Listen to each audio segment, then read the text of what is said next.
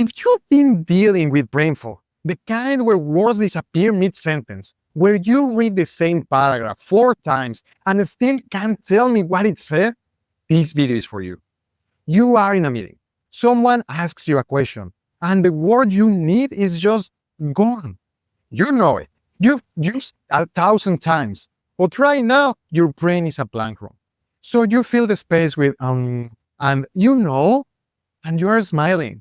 But inside, you are wondering, where did I become this person? Listen to me. This is not stress. This is not aging. This is not you being lazy or scattered or broken. I'm Franco. I'm a functional diagnostic nutrition practitioner, and what I'm about to show you is the pattern behind your brain fog. The exact pattern the standard medical workup is not designed to find, because your labs will come back normal. And you will go out of that office feeling more confused than when you walked in. Stay with me. By the end of this video, you'll know exactly what to test, exactly what to ask for, and exactly why nothing has worked yet. Let me tell you what my own version of this looked like. I was doing everything right. Fasting, eating clean, the greens, the meat, taking supplements. I even had testosterone shots. On paper, textbook. And I was still groggy in the morning, still crashing at 3 p.m., still short fused with my kid. And there were days, real days, in real meetings, where I will open my mouth and not remember what I was trying to say. What was the goal of the sentence I just started? I'd walk into a room and stand there. Why am I here? I will read a paragraph slowly, then again, then a third time, and still not absorb a word of it. And I fill every blank with filler words. I'm pretty sure some people thought I had developed a stutter. So I did what you probably did. I went to the doctor, explained everything, and the doctor said, probably stress. Let's check your blood. A few days later, your labs look great. Trying some mindfulness. Maybe it. Sound familiar? Because when I open up the messages I read every single week, this is what people say. Normal brain scans, normal blood work. My doctor thinks I'm crazy. I haven't gotten anything solid out of the medical field.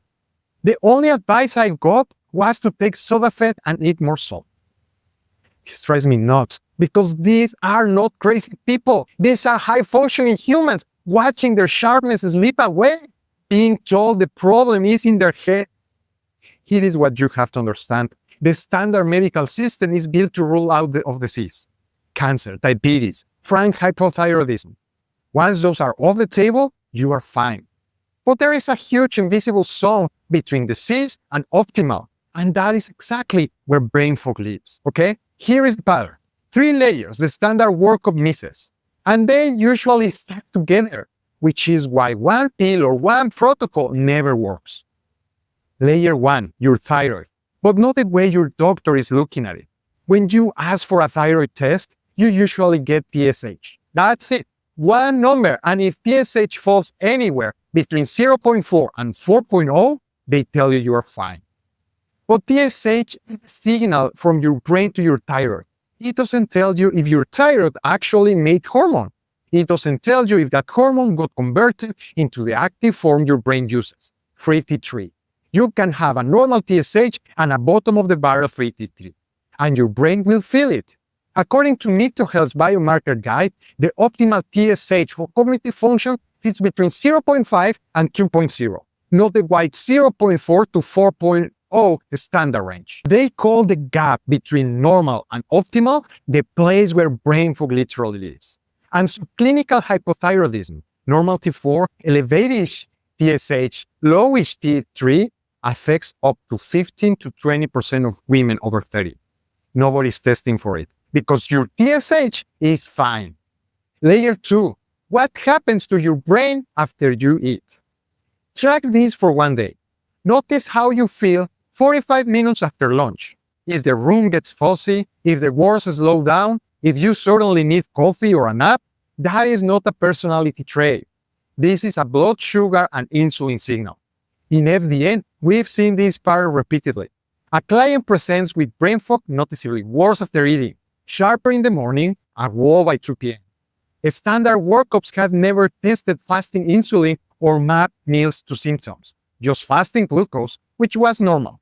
Fasting insulin, the actual marker of insulin resistance, was never ordered because it's not on the standard panel. Layer 3, the gut-brain connection. Your gut lining and your brain talk to each other constantly through the vagus nerve and through inflammation. When the gut is inflamed, whether from dysbiosis, food sensitivities, or a permeable lining, that inflammation crosses the blood-brain barrier. That's not speculation, that's neuroinflammation, and it feels exactly like brain fog. The Lampkin Clinic put it bluntly. Free-T3, fasting insulin, ferritin, and 4-point cortisol are the most consistently useful brain fog markers, and they are absent from every standard cognitive complaint work. Every single one. So when you walk out of the doctor's office being told your labs are normal, what they mean is you don't have disease. What they do not mean is your body is working. This is what I call the wrong operating system. The standard workup is running software designed to catch cancer, not catch dysfunction, and you are being evaluated with the wrong tool. So what does the right tool look like? When I finally got the right labs run on myself, here's what I found. My cortisol was flatline, flat, like a dead battery. Not high, not low at the wrong times, just gone. My doctors had told me it was normal due to stress, but normal cortisol isn't flatline. Flatline cortisol means your HPA axis stopped responding. Your body has quit trying. That single test, a 4-point salivary cortisol pattern, not one morning draw explained by grogginess, my crashes, my mental static, my short fuse, every symptom, one graph. As a functional diagnostic nutrition practitioner, this is what I test, not one number in isolation, a constellation. A Dodge test or 4-point cortisol to see your stress pattern across the day. A GI map to look at gut bacteria, pathogens, and inflammation markers.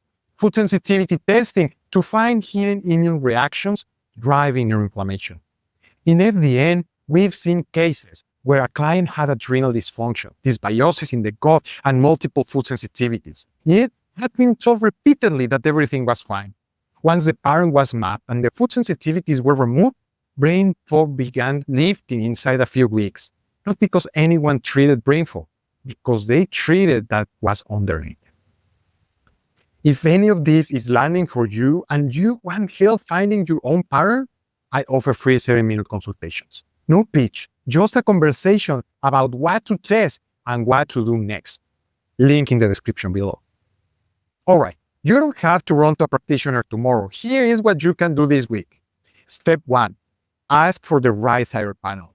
Do not accept TSH only. Ask specifically for TSH, free T3, and free T4. If your doctor pushes back, that is information. You can also order these yourself through direct-to-consumer labs in most states. When you get the results, look at T3. If it's in the bottom quarter of the range, you have a lead, even if TSH looks fine. Step 2, track your fog against your food. For the next 7 days, keep a simple note on your phone.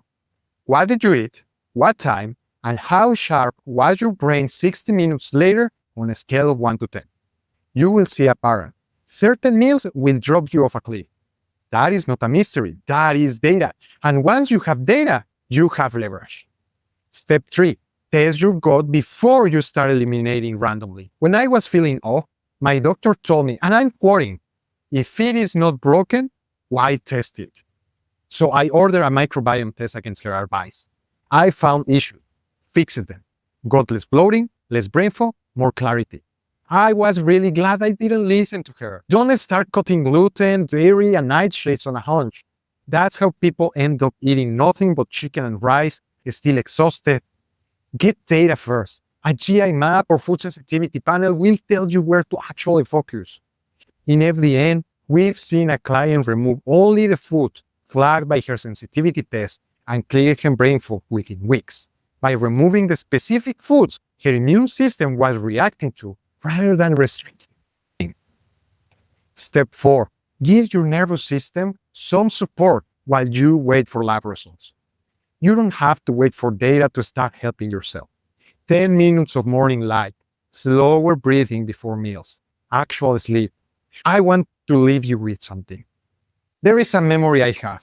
My kid was in the middle of a full meltdown, 7:30 p.m., and I remember standing there, calm, patient, fully present, handling it with kindness. What hit me in that moment wasn't the tantrum.